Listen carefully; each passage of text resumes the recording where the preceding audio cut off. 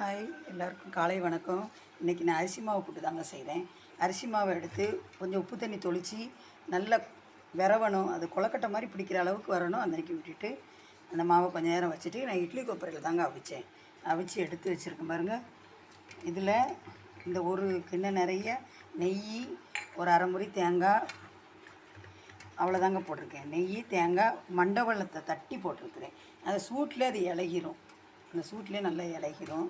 நீங்கள் வேணும்னா பாசிப்பயிரை வச்சு போட்டுக்கலாம், வாழைப்பழம் வச்சுக்கலாம், அப்பளம் பொரித்து வச்சுக்கலாம், எல்லாம் சேர்த்தே சாப்பிட்டுக்கலாம்.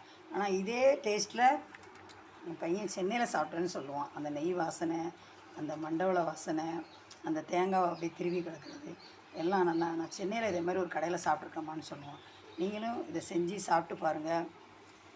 எப்படி இருக்குன்னு கமெண்டில் சொல்லுங்கள். ஷேர் பண்ணுங்கள், லைக் பண்ணுங்கள், சப்ஸ்கிரைப் பண்ணுங்கள். தேங்க்யூ.